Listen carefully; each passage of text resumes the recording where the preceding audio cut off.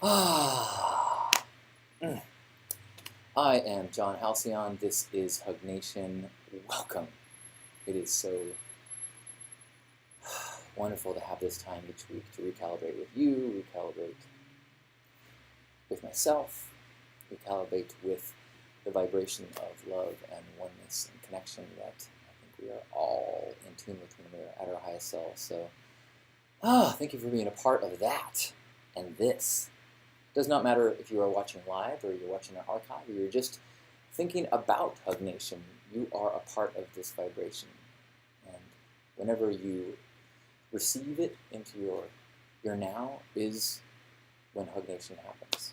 It is not a specific physical place. It is a intentional place. And we share it whenever we are in that mindset of connection, of love. So, before we get too deep, let's just get present. So settle into your chair, feel your feet on the ground, tune in to the experiences of this now, the sensations of this now. Notice the sounds in your world right now. My voice is creating vibrations that are hitting your ear, but what else can you hear?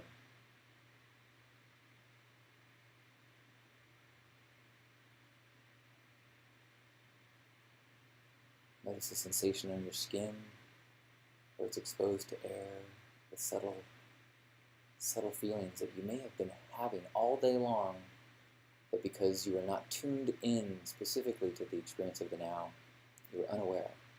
So in this moment, let's just become aware. What is this now consisting of for us right now? Not in thought, but in actual physical experience and sensation experience. And if you go into a thought, gently pull yourself back to this now. And in this now, all our needs are met. Nothing is undone. There can be stories that you bring to the now about what is lacking, what is missing, what you are longing for. But in this now, outside of physical pain, there can be nothing wrong. And the training of yourself to back to that awareness can be so helpful, so that you can become more actively in control of the experiences of your life. Becoming aware when you have thoughts that cause suffering, separating your experience of the real now and your telling of the story that brings suffering. That practice, that is what we're just tasting right now, to become aware of this miraculous now moment. Thank you, universe, for all of our blessings. Help us to be appreciative. Fill us with love and joy so we may spread love and joy in the world. Amen. Oh.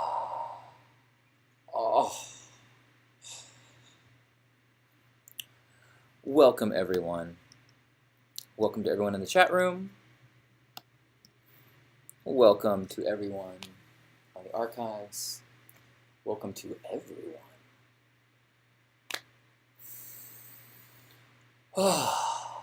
The topic this week is what I learned by standing up and getting a beat down. And to give you a little peek inside my week last week, a few weeks ago I did a broadcast, and well, let me start that over. Today's topic is lessons from a smackdown, or lessons from standing up and getting a smackdown. I wrote an article for fest300.com about plug and play. They originally said to me, hey, we would love for you to write something when you get back from the burn. And I had two things that I was working on. One was an article about hugs, and one was an article about plug and play. And so I wrote the article, I sent it to them, they published it, and then burners.me reposted the article with a bunch of commentary about kind of what a sellout I am and how much they disagreed with what I had said, and did so in the tone of voice that they are known for, which is a little harsh. And then the Harsh and Snarky Burning Man Facebook page actually posted the article there, and the responses I got were more aggressively negative than I expected. And there started to be threads of comments all over the web of people who were being critical of this article that I wrote. Now, to give a little context,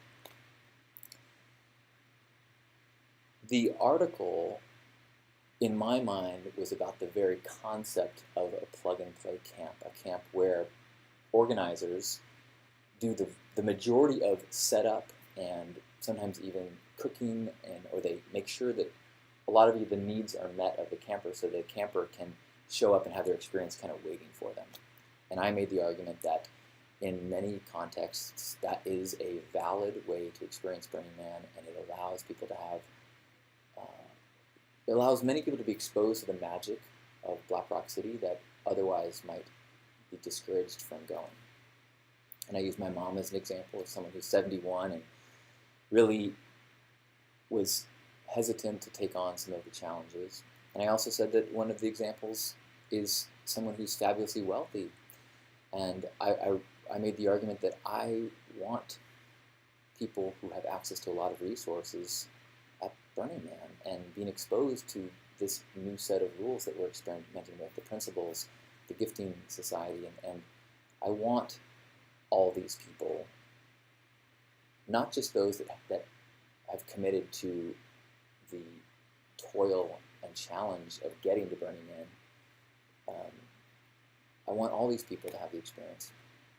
And at the same time that I was making this argument, there was other conversations happening across the web about a specific plug-and-play camp that seemed to be about as dramatic an example of a plug-and-play camp that you could think of. I think it was called Caravanical was the name of the camp. And they had hired staff kind of waiting on people all week. They had a very insulated experience. They had a very VIP experience. They had a very, what we're starting to call a safari experience, where people come in and kind of get a tour of Burning Man, take pictures from the window, but don't really integrate into the community, don't get out of the bus long enough to really feel Burning Man. So anyways, so I wrote this article, and within hours, I was starting to see comments of violent disagreement and anger. And I know that anytime I speak up about Burning Man, there's a good chance that someone is going to want to have an opposing opinion that's aggressive and strong. That's the nature of the passion that people feel for Burning Man. But sound is fuzzy. All right, let me see if I can adjust the sound a little bit here. Not much, but I'll try this. One of the downsides of, we're trying to adjust our video and things. When the video is in this location, my computer is overheating because of trying to run all the video off it. So if you're hearing the fan noise, it's messing with the sound a bit. Okay. And I know you're down here. That's the other reason that people... So the archive is up there, however. So I have to make a choice with how the technology works. So the option is, do I look into the eyes of the... I'm going to go here now, of the 22 of us here, or do I try to connect digitally through the archive to the hundreds that will watch it in the future? And I agree, it's a tough call. Last week I experimented with a way to look more directly into the live cam, and there was some disagreement on if that was the best way to do it. And actually I'm having some trouble with that camera this week anyways. So I apologize. Let me go ahead and try this.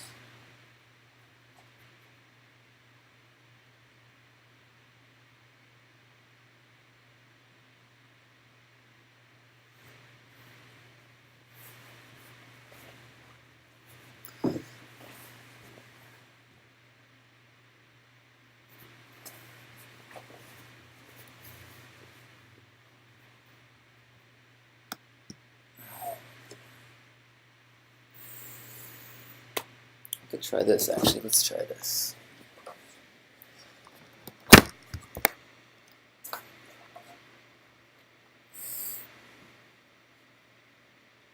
All right.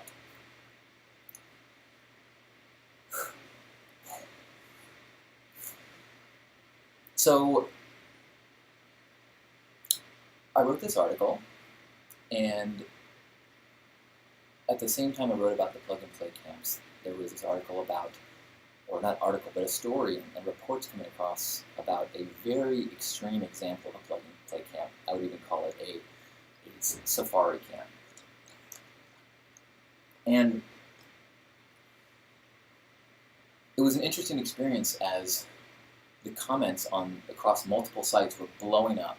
And some people were agreeing with me, but many, many people, I'd say hundreds of people, were disagreeing with me. And of those, a good number of them were disagreeing with me in aggressive ways. And to be honest, it's hard to hear criticism, especially in the context of something that I am so passionate about. People are saying things like, you've sold out Burning Man, you've let us all down, you are and have always been a whore. People have accused me of being paid to write the perspective in the article that I did. And it really ended up being an exercise in spiritual practice for me.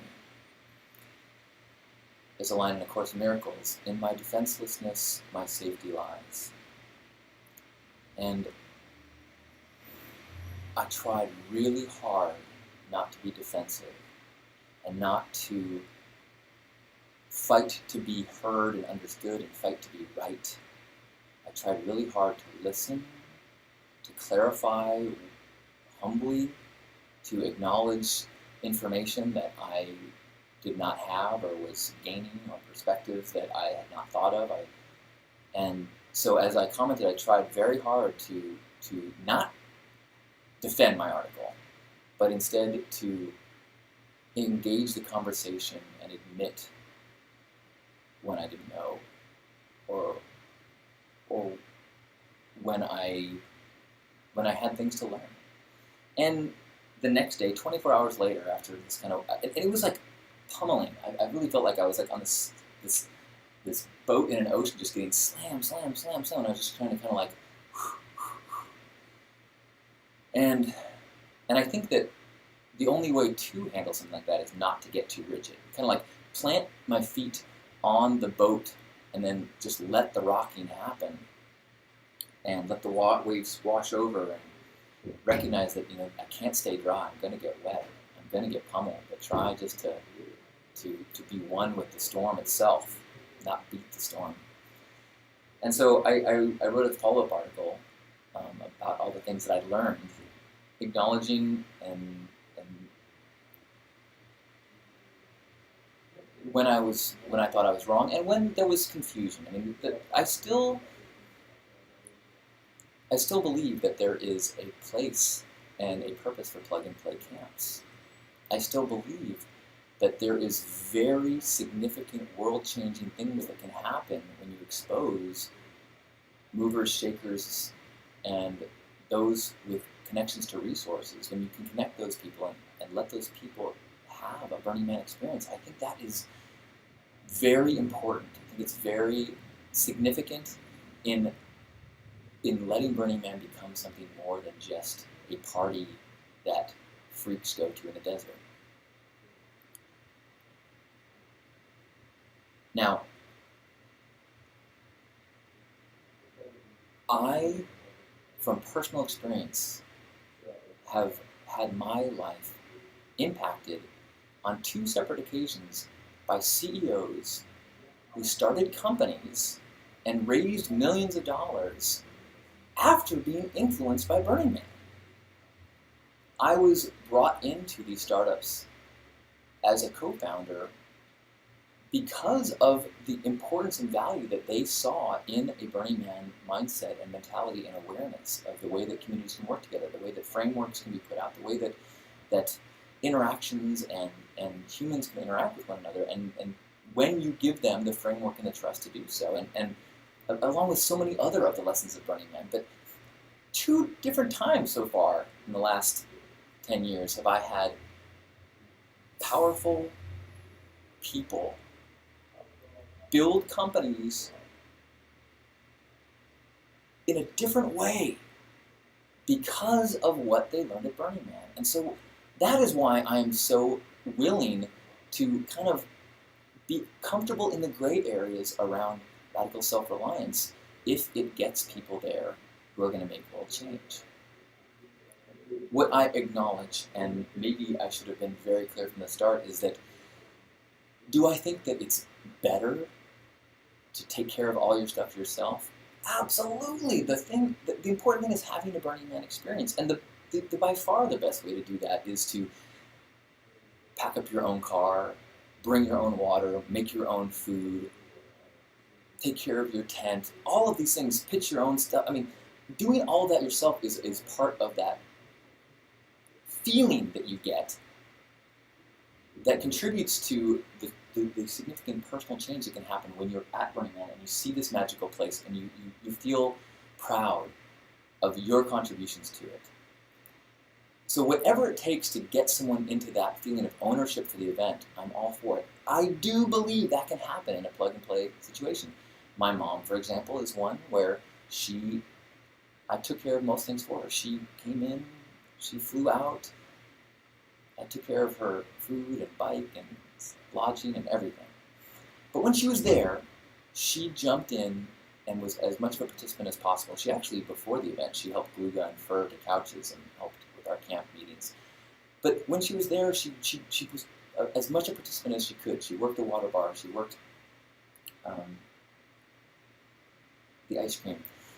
And so I think there is a place for plug-and-play camping to also help people have the experience of participation and truly be touched by gifting and be touched by all of the magical things about Burning Man.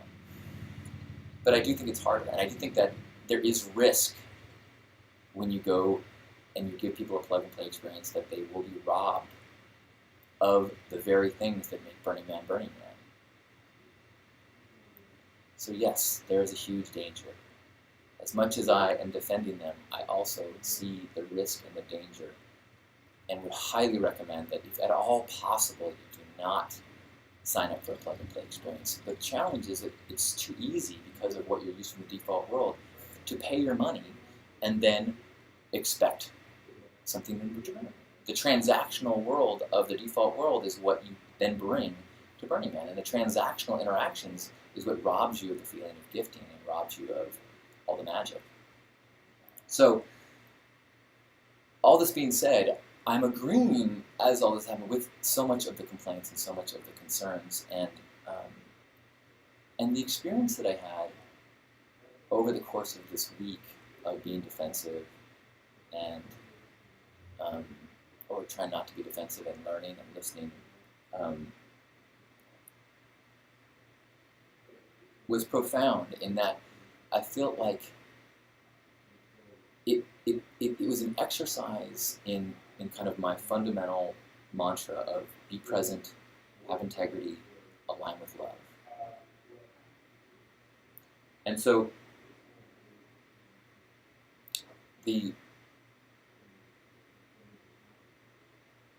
if I had to let go of my desire to affect the outcome, I had to let go of my desire to be liked, my desire to be thought of as smart and popular, and I had to instead go, well, what do I feel is who am I, and how would I act in this situation, regardless of how I'm being judged?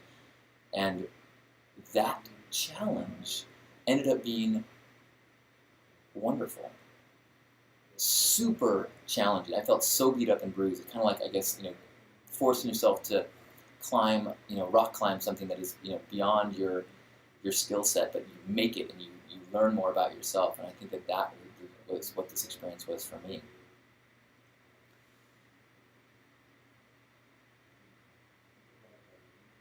And I think something really kind of wonderful happened in the process of when I did check in and I did let go of the outcome and I did try to just be present and try to listen and try to be humble and try to have integrity, and integrity to me was to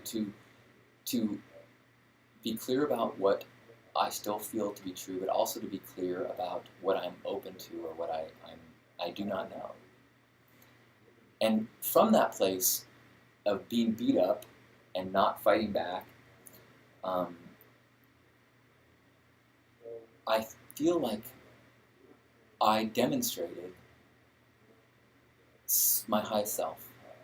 And I started to get a lot of comments from people who were actually found the whole chapter to be a learning one, to watch the process of being, they were angry at me, and then they started to sympathize with me, and then they recognized that we're all on the same team. And so the whole experience ended up being super trying, but super empowering and super self-defining. Kind of like it felt like a warrior experience. It felt like this is what battling a dragon is like in the modern digital world. It's trying to tune into your highest self and act from that place. So that was my experience last week. So if you were following along with any of the comments, or maybe there were times, I got emails and read comments from people that are friends of mine that did their best to be critical in kind ways, but it's so hard, especially, we're talking about Burning Man. It's not like we were disagreeing about what flavor pizza we liked. People were telling me that I was hurting, I was betraying, I was damaging this thing that we love so much.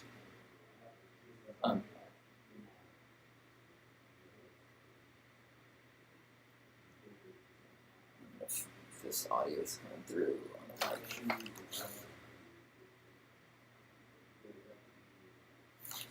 That's not ideal. Oh well, this has been all right.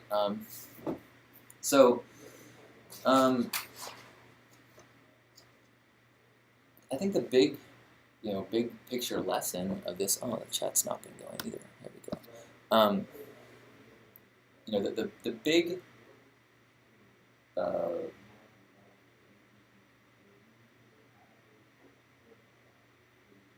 the big lesson here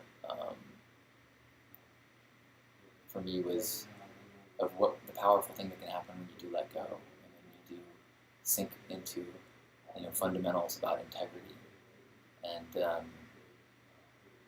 then maybe the outcome can even be better than you had hoped for. There's no way I could have politically tried to craft an outcome to this that would have been better. But anyway, I'm getting a little distracted as we ramble about this. So we will. I will say that if you were following along, and it sounds like a few people were listening, and maybe we can discuss it more specifically after the hug. But for now, let's sink into a hug. And wherever you are, grab yourself by the shoulders.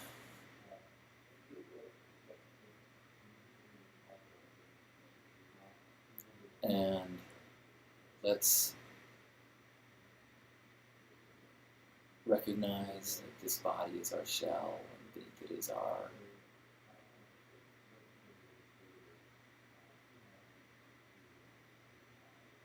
I'm going to stop the hug because I'm having trouble being present because of the voices next door. So I'm going to try to sink back into presence right now. So wherever you are, grab your shoulders and recognize that no matter what you read in the news, that people would rather hug you than hurt you.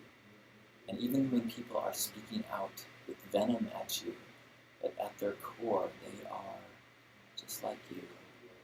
And often when people are speaking from their angry places, because they are defending what they love.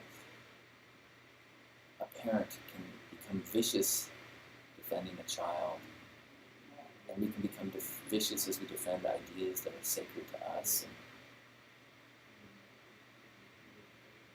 And when we can get out of our defensive mode, we can see the passion and the love in the other without getting caught up in the need to defend ourselves.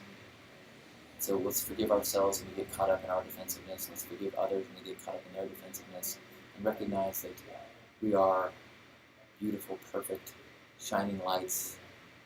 When that power and that flow aligns with whatever truth is coming through us, and that is a beautiful, powerful place to be, and it becomes effortless, and then the storm can almost wash over us when we surrender to that faith and surrender to the truth that comes through us. So let's take 3 breaths together, in through the nose.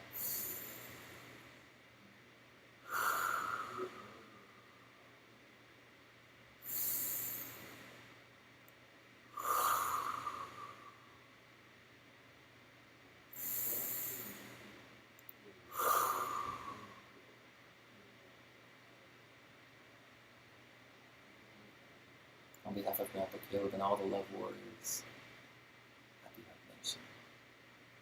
Thank you. I love you. Namaste.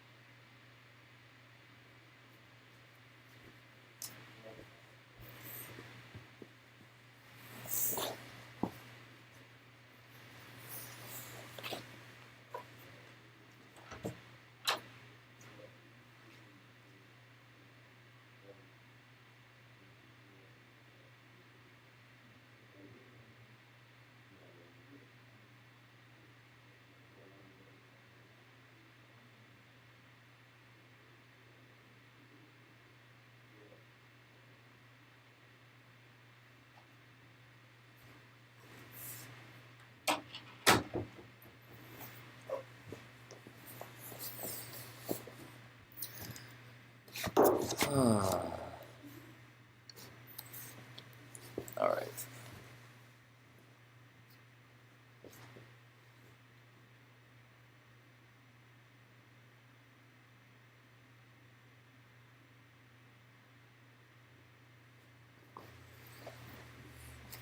All right, let's try this. I'm going to try to be involved with the chat room a little more right now. Let's see if it works. Okay.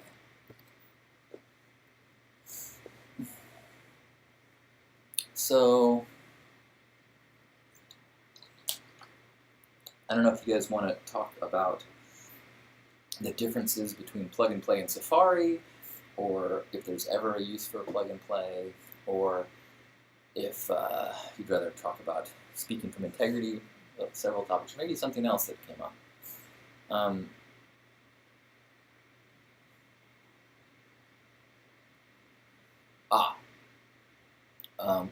Freestyle Fox mentions that the real topic at hand is people profiting on this, and actually, I think that's again one of the big lessons, or one of the big arguments is that plug and play isn't necessarily against the principles, unless you are organizing a plug and play camp as a way to make money and as a job. Because inherently what you're doing then is you are commodifying the Burning Man experience. So if you put together this super luxury camp experience, take care of everything, and then charge people $10,000, $15,000, $20,000, and you end up, netting $50 grand, $100 grand, $1 million, whatever that is, then you have commodified Burning Man. Now, is that the same thing as setting up a porta potty company that sells the services of porta potties? I don't think it's the same thing. Is it the same thing as making pre-made meals that people pick up on their way in? I don't think it's the same thing. Is it the same thing? I don't know. It's a gray line because, what if you create a burner store? Now, if you open that burner store on the playa, it's a problem. So I guess if you set up maybe this is it. Maybe if you create a plug-and-play camp where you help people organize everything in advance, but what you bought basically ends once you get on playa. So once you're there and your camp is there, you still need to and it's set up. You need to wash your dishes. You need to make your ice runs. There's not people on staff to do all the things that are needed at Burning Man. You still have to. There's no one is receiving money for services done at Burning Man. I think that there's tons of examples where you pay people for things in advance, whether that is, a Chinese bike manufacturer. There is a whole economy that happens in Burning Man preparation. The gray area is in on playa staffing, whether that is being a chef on playa, whether that is, and then is that the same thing as being a police officer or a porta potty emptier? But I think that the plug and play experience could be closer to a true Black Rock City experience if there was a designation that once you're there, you have to slip into radical self-reliance, and you do need to take your shifts, working the bar, rather than having a bar where people are catering to. You do need to take your responsibility with mooping. You do need to take your responsibility with all the things that everybody else does, regardless of how much money they have. The truth is, I don't think that the amount of money spent makes that much a difference. I mean, you can easily not participate at Burning Man with minimal money.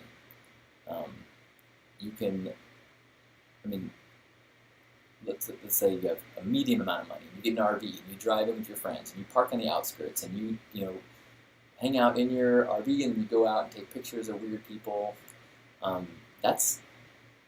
There's no plug and play organizer there, but you're still not really having a Black Rock City experience. So my point of my first article was simply to state that it's not specifically plug and play that is the problem, but recognizing that it's harder to have a Black Rock experience. But if you, whatever it takes to get you a Burning Man true Black Rock City experience, then I'm okay with whatever path to get there.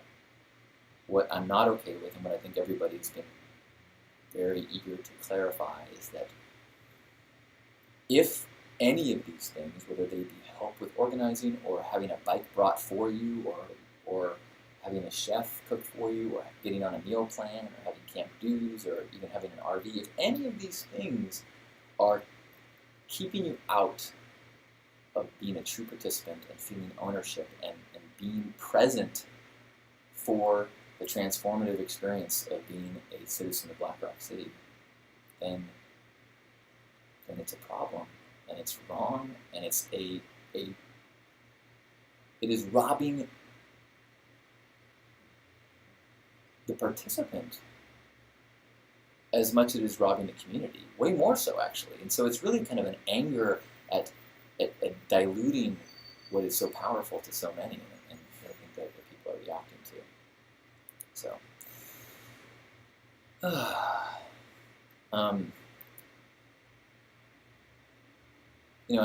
the argument of radical self-reliance versus radical inclusion. The self-reliance line is the blurry one that I was talking about fairly frequently, and that it gets tough to draw the line. I mean, everybody feels like the way that they have best experienced Burning Man is the true way. I know years ago there was, there was a huge backlash against RVs. Maybe it still is the case, but that is now transferred to plug and play. Now there's so many people that been RVs, so many first timers, so many people that have never been accepted in an RV. My first 9 years were in a tent, and I think that if I was going to advise people, I would say that if you truly want transformation, then you should. This is the path. Be as radically self-reliant as possible. Be as connected to the experience as possible. Don't give yourself walls to escape Burning Man, because it's a pressure valve that can get you out of sometimes the very struggle that is what you need to evolve. I understand that's a lot to ask, and for some people it's even more to ask. And as I said, there are people that, although the truth is, the CEOs that I have had the pleasure of working with who are burners and have been transformed by Burning Man are ones who embraced Burning Man. They did not have plug-and-play experiences. One did do an RV, but the other has been enthusiastically in favor of tents every year. This year's the first year that he upgraded to a trailer, but only because he brought his baby. And felt like that was a decision that he could not make on behalf of a 6-month-old, which I think is probably wise.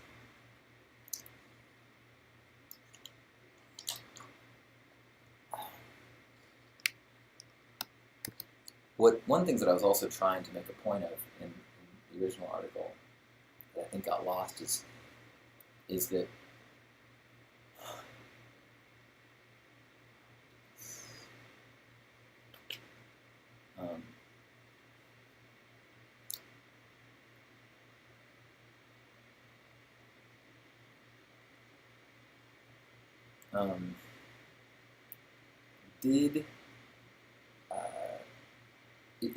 there's kind of this demonizing about rich people, and there was this, and I thought it was important to recognize that there is a real balance in the event of some people pull more weight with resources and some people pull more weight with effort. And if you look across the playa and you think it's awesome, and you have not contributed over 20 grand to a project, there's somebody that is contributing more than you to make sure that there's massive archives or there's massive structures, and there's insane amount of resources required. And to make a wealthy person feel like they are not included or not as much a part of this is, I think, short-sighted, and misses this. And if you want to take away, all of the crazy spending and resources, it's more of a camping trip. And I think, not that I've been, but I think the Rainbow Gathering probably has less of a hierarchy or less of a range of fabulousness to barely survival camping. And that's probably an awesome experience, but it's different. It's not what Burning Man is.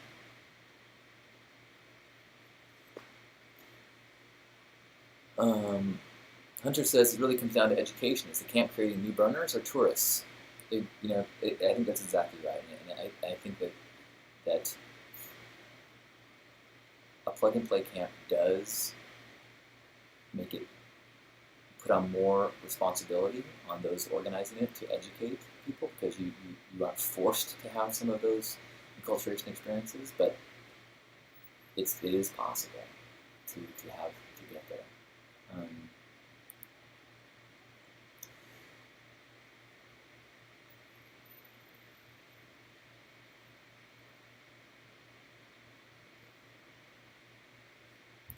Bridie asks, why do people want to control how someone else has their experience?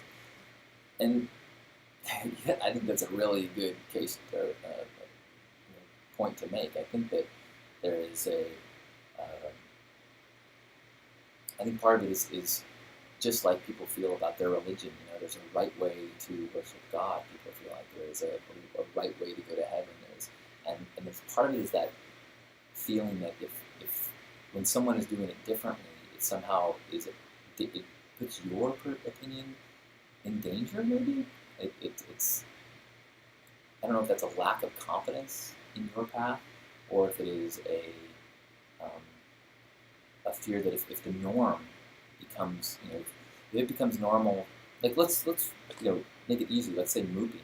Let's say people were not being good about mooping. They're throwing their trash in the ground, like the example of the Gypsy Flower Camp. It's important that people are angry about that stuff, so that we establish that that's not okay and that's not acceptable. Because if it does become acceptable, then the standard that we all keep lowers. And I think that's the danger and the risk, and why people want to say this is right and that's wrong, is because you say, if that is right, this thing that I believe is wrong, if you say it's right, then what I consider to be important parts of the Burning Man experience are not going to be the bar that we all hold ourselves to. So I think that's there can be a real value in blame and figuring out what's wrong in a situation, because it establishes what the boundaries are. Now, I struggle with that, because I generally am all, hey, it's all good, man, it's all good. Move on, let's just move on. But I understand, I think that the intensity and the anger that's coming out around the safari camps and around Caravanical is needed, so that we don't just let it slide, and so others are reminded. Like if somebody starts to put together a Caravanical type camp next year, I would guess that people close to them would be like, dude, this is a bad idea. You're going to get destroyed. People are going to rip you apart. People are going to boycott the camp. People are going to come and sabotage the camp. Like, they've already made threats like that, so do we really want, is it worth it?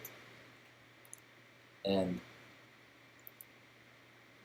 I've had my share of angry burners questioning some of my decisions around the principles, such as when I thanked publicly the people that donated our vegan ice cream years ago, and was not on Playa, after, off Playa in the default world, and I was aggressively attacked for that, and adjusted my behavior as I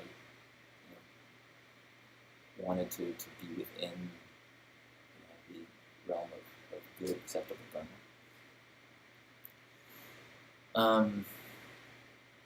So it's now past 2 o'clock. It's funny, I didn't really want, my intention was not to get into the discussion itself about plug and play versus safari versus self-reliance. I intended to use that as just the stage for which to talk about practicing standing in integrity. But it is what it is.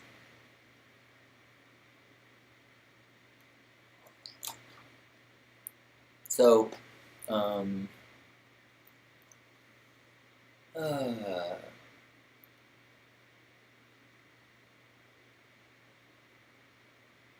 so I guess we will call this to a close pretty soon, and I will thank you for being here today. I was looking forward to tuning in after last week. I feel like one of the reasons why I was able to keep my footing is because of the anchor that I feel with this weekly gathering that we have. And so I'm very grateful, very appreciative. And I know that even as we sometimes disagree on things, that process of investigation and trying to surrender to a path of integrity and quest for truth is an easier thing when you're not alone. And I do not feel alone. So thank you. So I hope you have an amazing week. Hope the weather is good for you. Our heat stroke finally broke in Southern California, so it's been beautiful. And I'm going to New York tomorrow. I wonder what the weather's like there. Probably should look at that before I pack tonight. So tomorrow in the afternoon, if you want to wave, I'll be flying over most of the country at some point. So I look forward to sharing a momentary vibrational connection with your physical location, although I enjoy sharing the vibrational connection virtually with you right now. So have an amazing week. I do.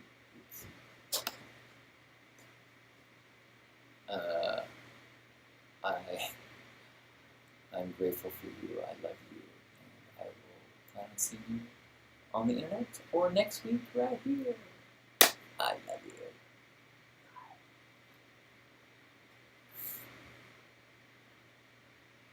Ooh. Daddy is saying in 2016 you'll have to be certified. How much are airplane parking passes? Like all these questions. Bridie says, a stupid idea, the ticket price should include a prerequisite of a test, 100 questions. What if the ticket price included a mandatory 4 hours of volunteering? And that you had to either volunteer on MOOC pickup or something, so that inherent in, like to bring the cost of the event down slightly, every ticket has a 2 hour that you have to go, you go and get a wristband as soon as you do your 2 hours of service. I mean, you're supposed to do that. You're supposed to. I wonder if that would make it worse, because most people do more than that. And again, I hate the idea of wristbands. You met the owner of Omaha Steaks. The